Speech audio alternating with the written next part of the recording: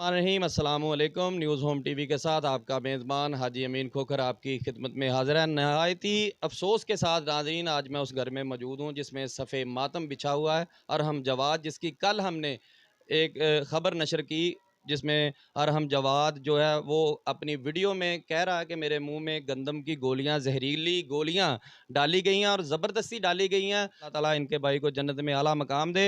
ये उस वक्त लंस में मौजूद था और इससे बात करेंगे कि कैसे ये वाक़या पेश आया और इन्होंने ये वीडियो हमें दी है।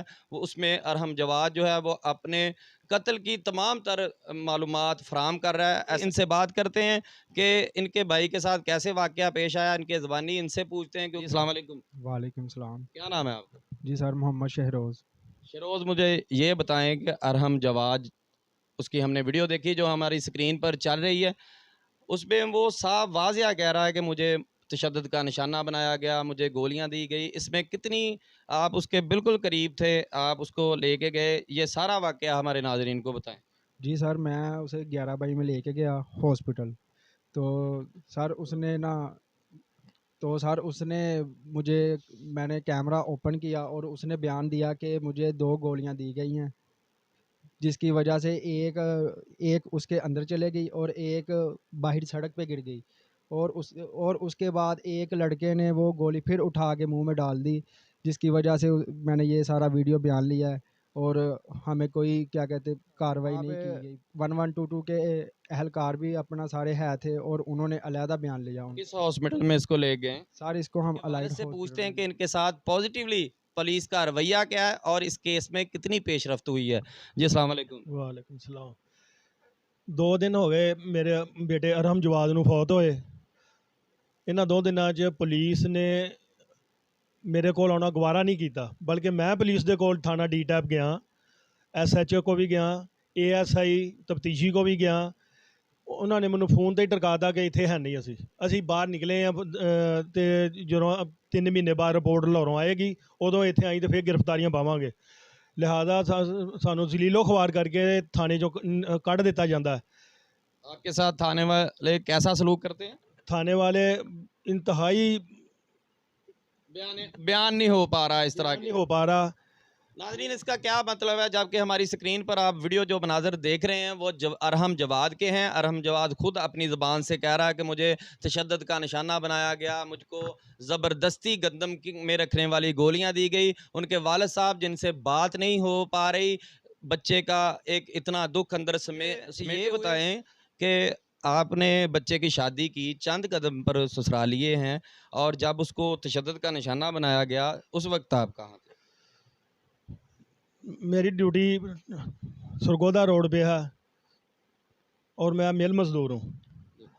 8 से 8 मेरी ड्यूटी है। 8:30 तकरीबन 8:45 मैं घर पहुँचा हूँ और खाना खा के अभी फारग ही हुआ था कि मेरे छोटे भाई ने अपने भतीजे को पकड़ के घर ले के आया। मैंने कहा क्या मसला क्या हुआ? कहता ये उनके साथ झगड़ा कर रहा था। मैंने कहा चलो छोड़ो, दफ़ा करो, झगड़ा क्या करना है, ये उनका ससुराल का मसला है। अभी ऐसी ही बातें हो रही थी कि उसने उल्टियाँ करनी शुरू कर दी और बेहोश होकर वो नीचे गिर गया। हमने उसे पानी पुनी पिलाया, दोबारा छींटे वगैरह मारे, पूछा कि मसला क्या असल बताओ।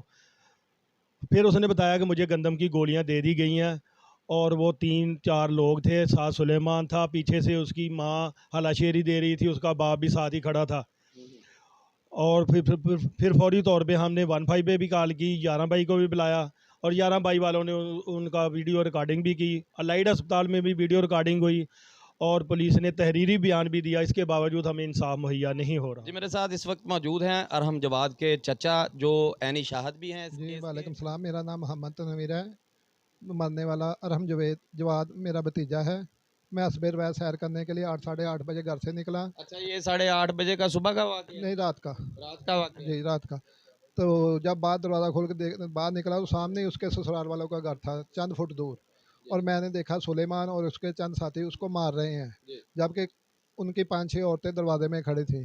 तो मेरे जाते जाते उसको अंधेरे में ले गए। उनको नहीं पता चला कि उनका चाचू ने उसको देख लिया है।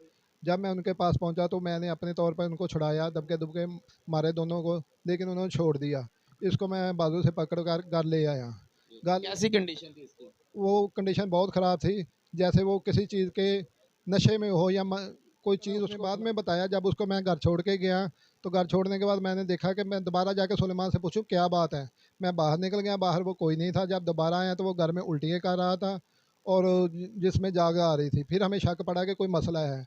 हमने यारा भाई को फ़ोन किया। फिर यारा भाई में जो बयान रिकॉर्ड कराए हैं उसमें उसने कहा कि मेरे मुंह में गंदम में डालने वाली गोलियां डालकर ऊपर से चाबी के साथ अंदर को धकेला गया और एक ने पानी की बोतल मेरे अंदर डाली तो एक गोली बाहर गिर गई। फिर उसे पकड़कर इसने अंदर डाला तो जिससे पानी मेरे अंदर थोड़ा सा चला गया, जिसकी वजह से मेरी तबीयत ख़राब हो गई।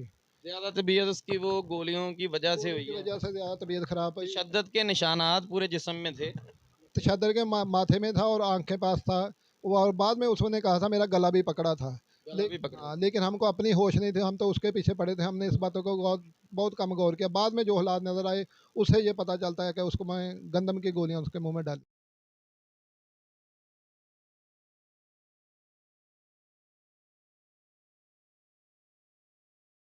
जी नाज़रीन, अरहम जवाद जो अपने खाल के हकीकी से जा मिला, इसकी फ़ैमिली की CPO फैसलाबाद RPO फैसलाबाद से इंसाफ की अपील है। इनका कहना है कि थाना डी टैप ने इनकी सुनवाई नहीं की और हमारे केस पर कोई टीम तश्कील